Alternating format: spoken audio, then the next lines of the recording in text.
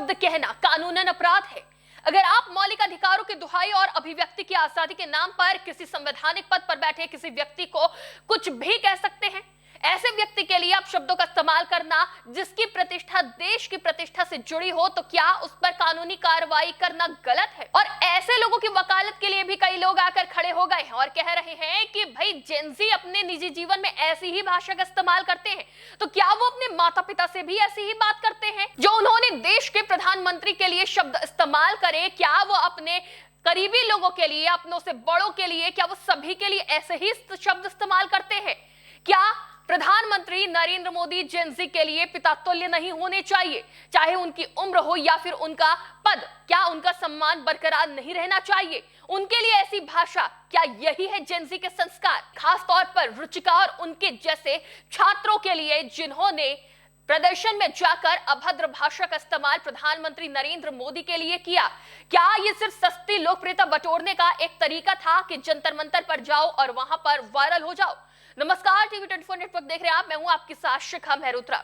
रुचिका सिंह को कोई कैसे भूल सकता है? जिस मेकअप और बोल्ड अंदाज में वो जंतर मंतर पहुंची, उससे तो यही लग रहा था कि वो प्रदर्शन में नहीं बल्कि रील बनाने आई है, और वो इसमें सफल भी हो गई।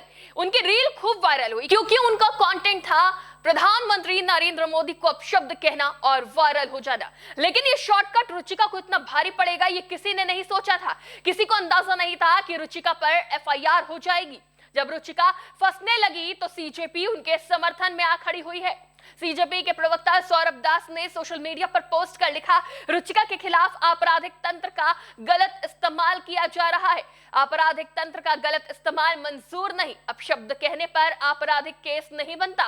लोकसभा के 50% सांसदों पर आपराधिक केस है, जिनमें से लगभग 100 बीजेपी के सांसद हैं। सौरभ ने कहा कि पुलिस अपनी ऊर्जा उन पर लगा सकती है। युवाओं को परेशान करना तुरंत बंद होना चाहिए। रुचिका के खिलाफ मामला दर्ज करने को लेकर सौरभ दास ने आगे अपने पोस्ट में लिखा कि विरोध प्रदर्शन के दौरान अपशब्दों का इस्तेमाल करने के लिए उनकी निंदा की जा सकती है, लेकिन पुलिस द्वारा उनको निशाना बनाना और परेशान करने के लिए आपराधिक प्रणाली का इस्तेमाल करना गलत है। सौरभ ने अपने पोस्ट में सवाल करते हुए कहा कि इस देश में अपशब्दों का इस्तेमाल करना कब से अपराध हो गया? सौरभ का कहना है कि लोग अपने रोजमर्रा की जिंदगी में ऐसी भाषा का प्रयोग करते हैं।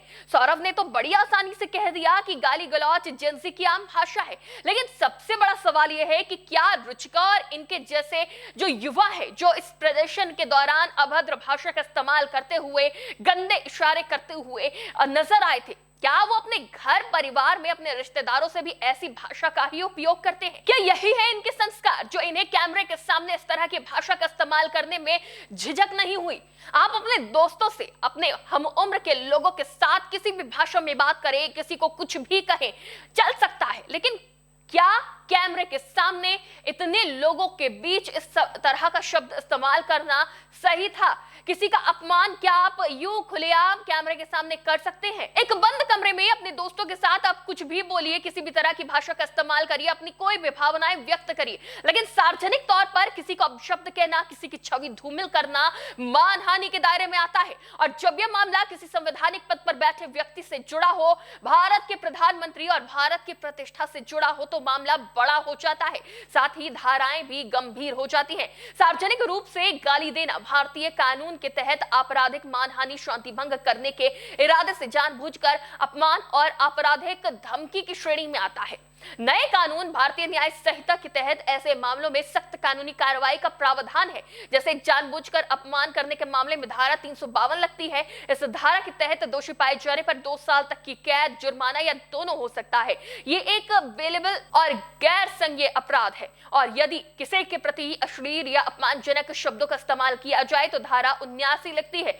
रुचिका सिंह पर धारा 352 शांति भंग करने या उकसाने के इरादे से किसी का जानबूझकर अपमान करना, धारा 353(1) ऐसा बयान देना या सर्कुलेट करना जिससे जनता में शरारत, भय या सामाजिक अशांति पैदा हो, धारा 356(1) किसी व्यक्ति की प्रतिष्ठा और पद की गरिमा को ठेस पहुंचाने के लिए मानहानि करना जैसी धाराएं लगी हैं।